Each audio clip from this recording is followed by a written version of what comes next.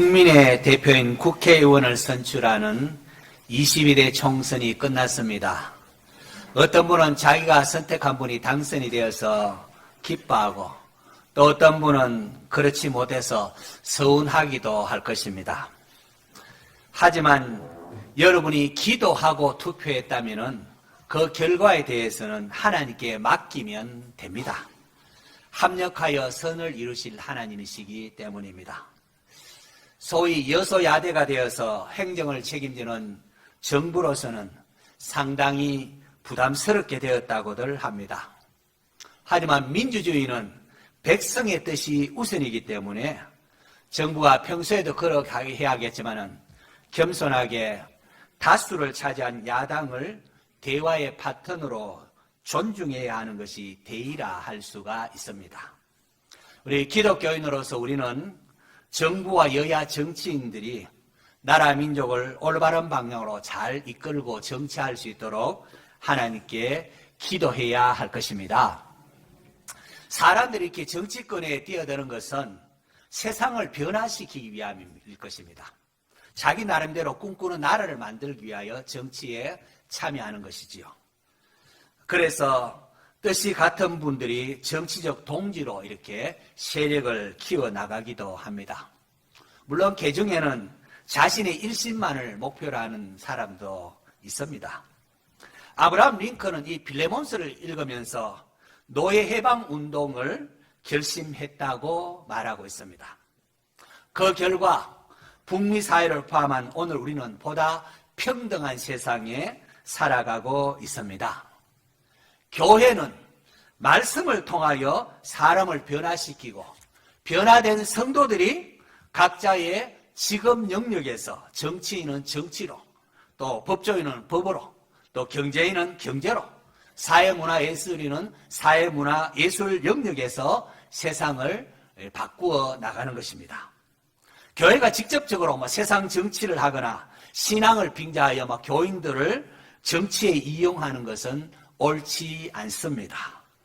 교회는 복음을 전해서 죄인을 회개시키는 일을 해야지 세상 정치에 사사건건 개입하게 되면은 정작 해야 될 본질을 놓치게 되기 때문에 그렇습니다. 중세교회가 그런 실수를 많이 했습니다. 예수님께서 빌라도 총독을 향하여 내 나라는 여기에 속한 것이 아니니라 라고 했습니다. 예수님은 죄인인 우리의 죄를 대속하기 위하여 이 땅에 오신 만왕의 왕이십니다. 예수님은 로마 총독에 대하여 무력으로 대항하지 않았습니다. 오히려 오른뺨을 치면은 왼뺨을 돌려대라고 하셨고 십자가를 통하여 사탄 마귀를 물리치셨습니다.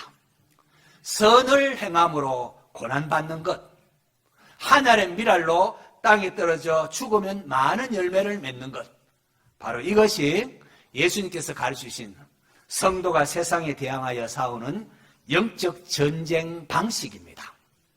오늘 우리가 대하고 있는 이 빌레몬서는 노예 제도가 있는 시대를 배경으로 하고 있습니다. 소아시아의 가장 큰 도시인 에베소에서 동쪽으로 약 한 200km 정도 떨어진 곳에 리쿠스라는 조그만 강이 있는데요. 그 강을 중심으로 해서 북동쪽에는 라오디게아, 강 서쪽에는 히에라볼리, 그리고 남쪽에는 골로세라는 세 개의 도시가 있습니다. 그 중에 가장 작은 도시가 골로세라는 도시입니다. 빌레몬스는 바로 그곳에 있는 빌레몬에게 보내는 사도 바울의 편지입니다.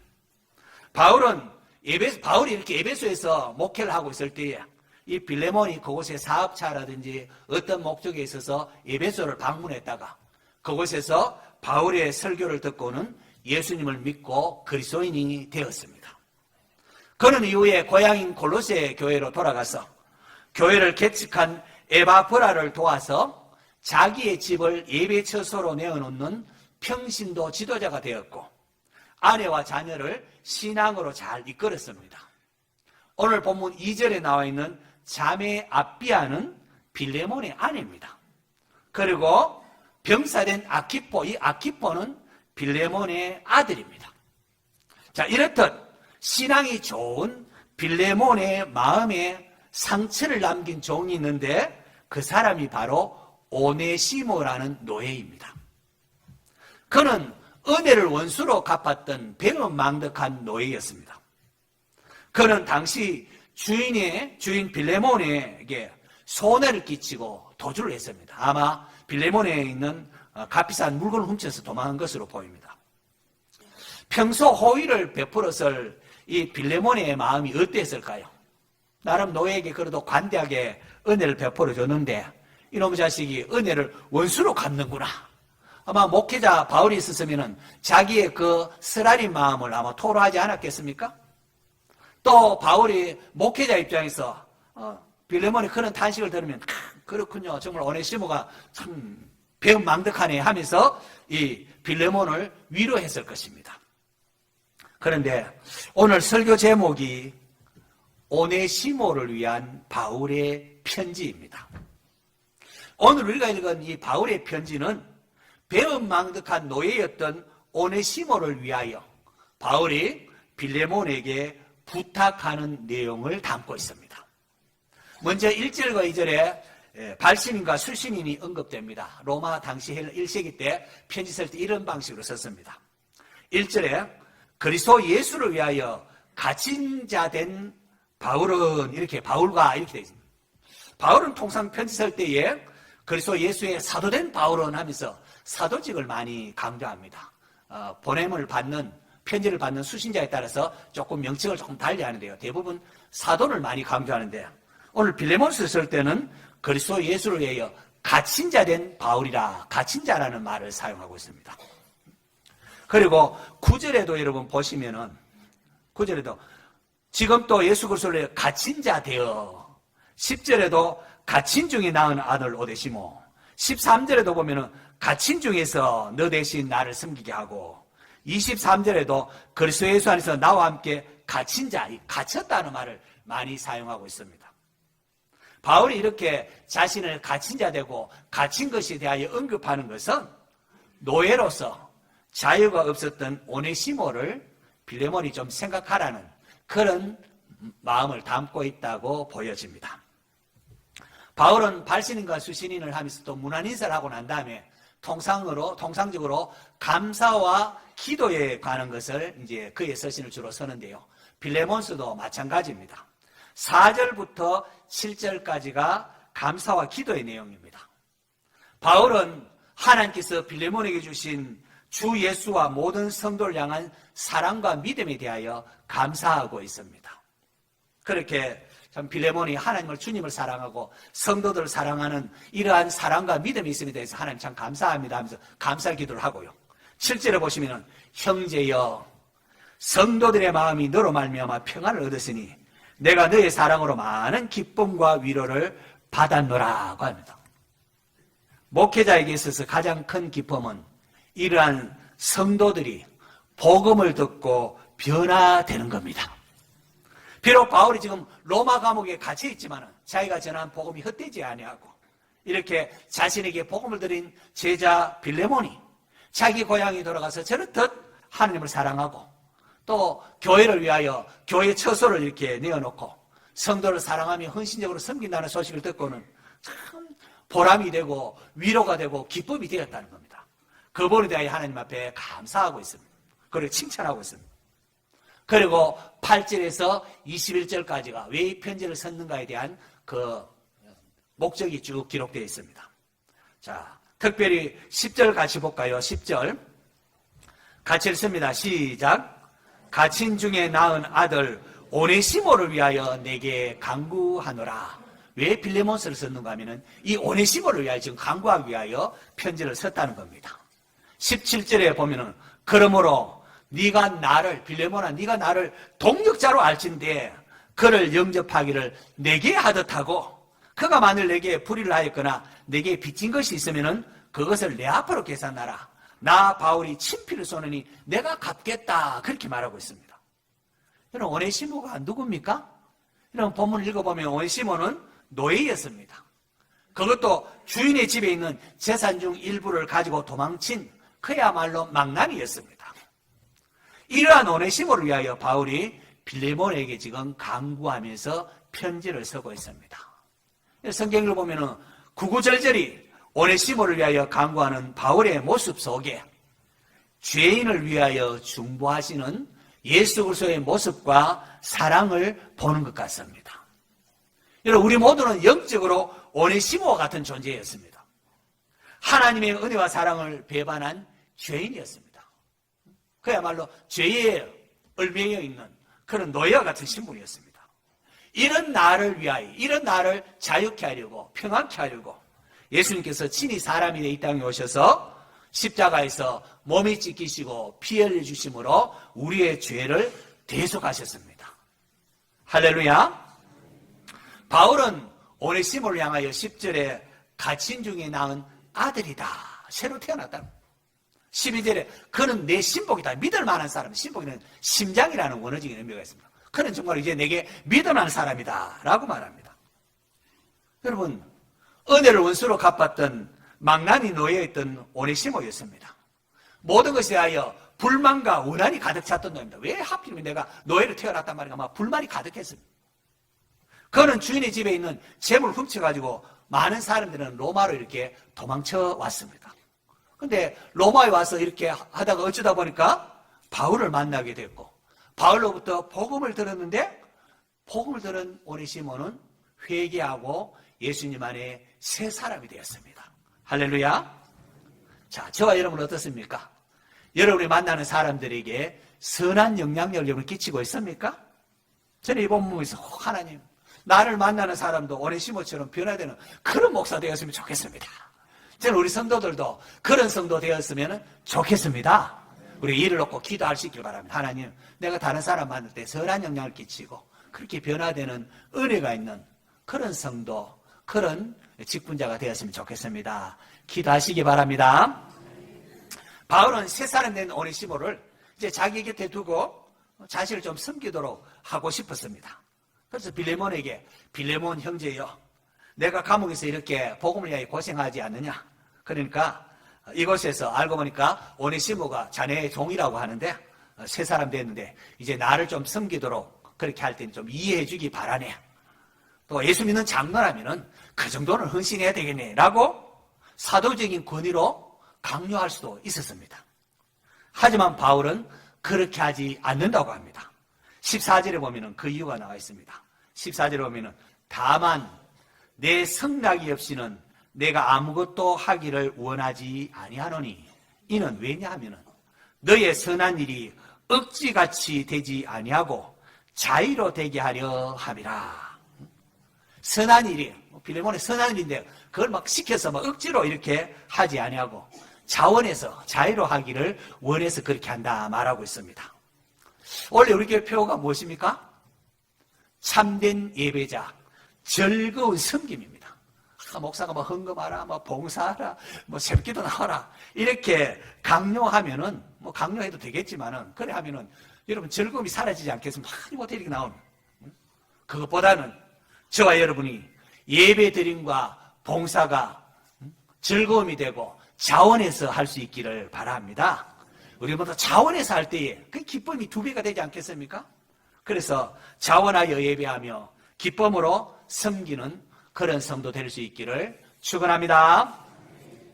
당시 도망친 노예가 잡히면은 그 이마에다가 도망자라는 그런 글씨를 아주 불로 꽉 찍어서 F 이렇게 도망자의 첫 자를 따서 F라는 이 인장을 이렇게 불도장을 찍는다고 합니다. 또 설사 노예는 막 죽인다 해도 그 세상적으로 별 문제가 되지 않은 그런 시대입니다. 자, 그런데 바울이 이 오네시모를 주인에게 돌려보내는 것은 빌레몬의 신앙을 확신했기 때문에 그렇습니다. 너는 빌레몬이라면 이 오네시모를 용서해 줄 것을 확신했기 때문에 자신이 이렇게 빌레몬서를 써서 이렇게 보낸 것입니다. 편지를 써서 보낸 것입니다.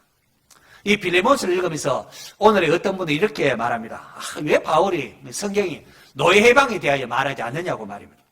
바울이 빌레몬 형제여, 당신은 그리스도인으로서 왜 집안에 노예를 두는군요. 당장 노예들 다 해방시키세요. 그리고 또 오네시모를 향하여 잘 도망쳤어. 노예 제도가 웬 말입니까? 당연히 도망쳐야지. 그렇게 말하지 않았다는 겁니다. 어떻게 보면 바울은 당시 노예 제도를 무시하지 아니하고 존중하는 제도를 취합니다. 주인이 빌레몬이니까 오네시모라고 빌레몬에 가서 용서를 빌고 그리고 다시 나한테 오라는 이런 식으로 돌려보내지 않습니까? 하지만 여러분, 빌레몬서 16절 한번 보십시오. 16절 우리 같이 한번 읽겠습니다. 시작. 이후로는 종과 같이 대하지 아니하고 종 이상으로 고 사랑받는 형제로 둘 자라. 내게 특별히 그러하거든 하물며 육신과 주 안에서 상관된 내게랴. 자기에게 재산 손을 깊이고 빌레몬에 상처를 줬던 오네시모를 돌려보내면서 이제 오네시모가 새 사람 됐고 이제 새로 태어났고 나에게 심장과 같은 존재라고 돌려보내면서 이로 이 오네시모를 종과 같이 대하지 말고 종 이상으로 그 사랑받는 무엇으로? 형제로 둘 자라.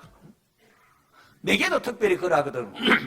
육신과 주 안에서 상관된 내가 내게도 그러하거든. 너희 집에 종으로 이렇게 있게 된 네게야 더 그러하지 않겠느냐 하면서 네가 나를 동역자로 안다면은 그를 영접하든 내게 하듯 하라. 그렇게 말하고 있습니다.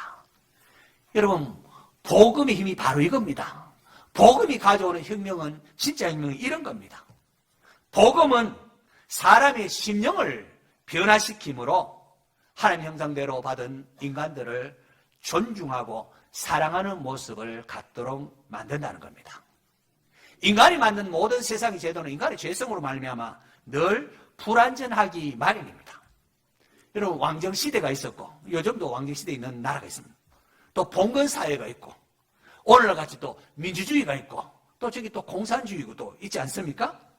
중요한 것은 어떠한 체제와 제도가 아니라 내가 있는 그곳에서 하나님의 사랑, 이웃 사랑의 모습이 있는가 하는 겁니다.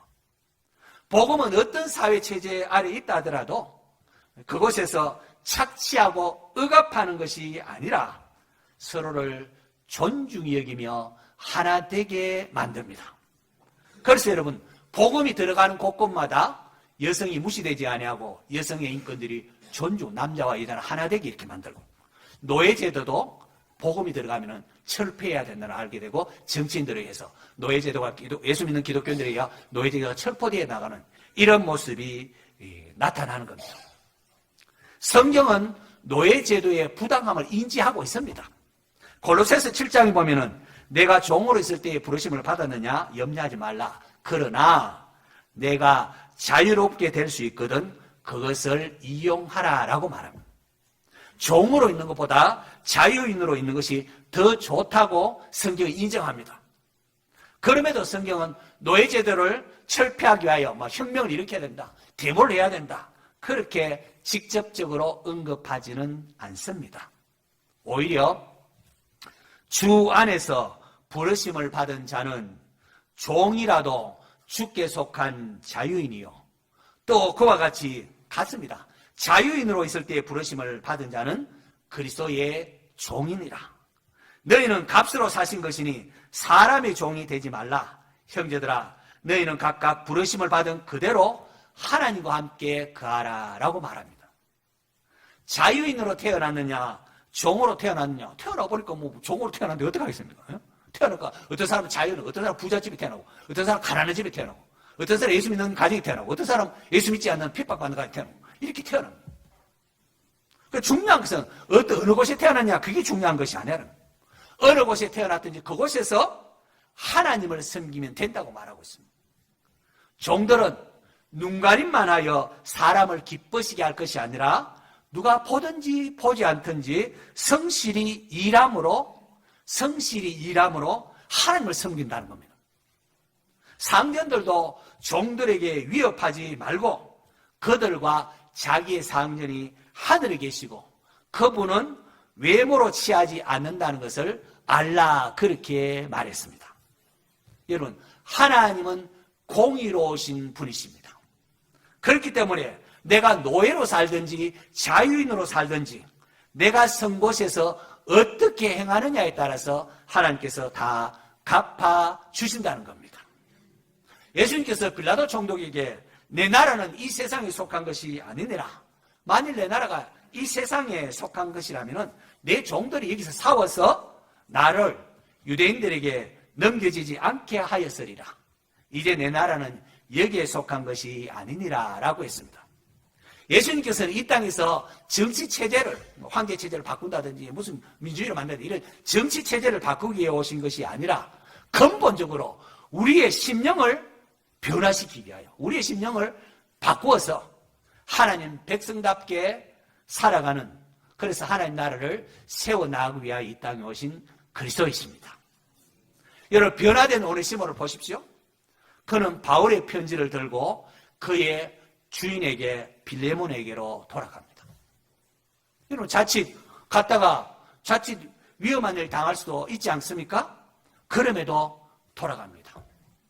여러분, 이 놀라운 자유를 아십니까? 예수님 안에 있는 자에게는 세상이 알지 못하는 평안과 기쁨과 자유가 있습니다. 진리를 알지니 진리가 너희를 자유하게 하리라고 했습니다. 오네시모 이 변화된 모습을 보면서 오늘 나는 복음을 인하여 얼마나 바뀌었는가 여러분 살펴보셔야 되겠습니다. 예전에 탈북민이 울면서 이렇게 복음송 부르는 것을 제가 본 적이 있습니다. 얼마나 감동이 됐던지요. 그때 이후로 제가 가장 좋아하는 복음송이기도 합니다. 이 노래입니다. 이제 내가 살아도 주 위에 살고 이제 내가 죽어도 주 위에 죽네. 하늘 영광 보여주며 날로라 하네. 할렐루야 찬송하며 죽게 갑니다. 그러므로 나는 사나 죽으나 주님의 것이요 사나 죽으나 날 위에 피 흘리신 내 주님의 것이요. 예수님 안에서 자유함을 누리는 성도가 되시고 이 자유함으로 기도하는 성도 되시기를 축원합니다. 성도 여러분, 세상을 밝게 변화시키는 것은 누가 국회의원이 되고 누가 대통령 되고 여기 달린 게 아닙니다. 예수 믿는 성도들의 삶이 변화해야 됩니다. 성도가 성도다워질 때에, 예수 믿는 기독교 정치인이 예수 믿는 성도다워질 때에, 사업하는 성도가 예수 믿는 성도답게 사업할 때에, 그때의 세상이 변합니다. 복음을 듣는 성도들이 자기를 부인하고 예수님을 따르는 것, 하나님의 미랄로 죽을 때에 하나님께서 영광을 받으시고 바로 그곳에 하나님의 나라가 세워집니다. 하나님 주권이 인정되니까 하나님 나라가 세워지는 겁니다. 바울은 빌레몬에게 자기에게 호의도 불구하고 재산을 손을 끼쳤다 도망쳤던 이 오네시모가 회개했으니까 형제로 받아라, 그를 용서하라 하면서 이런 편지를 받습니다. 편지를 전했습니다. 여러분, 이 편지를 받아든 빌레몬이 어땠을까요? 용서했을까요? 용서하지 않았을까요? 빌레몬서는 바울이 빌레몬에게 보낸 편지이지만은 아울러 오늘 저와 여러분에게 보내신 우리 주님의 편지이기도 합니다. 한때 내 마음을 아프게 한 사람을 주님께서 품어라 말씀하시면은 어떻게 하시겠습니까? 목사가 늘 설교하는 게 이거 아닙니까? 예수 그리스도의 사랑을 우리가 배웠고, 그렇다면 우리가 어떻게 되느냐? 여전히 교회 내의 형제자매를 품지 못하고 미워하고 있지는 않습니까? 여러분이 만약에 오네시모라면은 빌레몬에게 돌아가는 바울의 편지를 들고 여러분 돌아가겠습니까? 아니면 여전히 나의 아니만이 중요하다고 하면서 나의 아니만을 고집하면서 그렇게 살아가고 있지는 않는가 하는 겁니다. 예수님으로 말미암아 배은망덕했던 삶을 회개하며 변화된 오네시모, 예수님으로 인하여 그런 오네시모를 용서할 뿐만 아니라 형제로 받아들이는 빌레몬, 이러한 초대교회의 성도들의 소문이 라커스 그 강을 중심으로 해서 골로새에서 히에라볼리 그리고 라오디게아로 퍼져나가므로 주위 사람들에게 선한 영향력을 끼쳤습니다. 예수 믿는 사람이 다르구나. 종이 회개하고 돌아오니까 용서하고 형제로 받고 하나 되어 살아가고 있구나. 그렇게 함으로 죄악에 물든 세상에 하나님 나라가 세워져 나가는 겁니다. 오늘 예배드리는 여러분을 통하여 이러한 아름다운 소문이 우리 사회에, 우리 직장에 퍼져나가도록 이 오네시모를 위한 바울의 편지를 묵상하며 실천할 수 있는 성도 되시기를 축원합니다.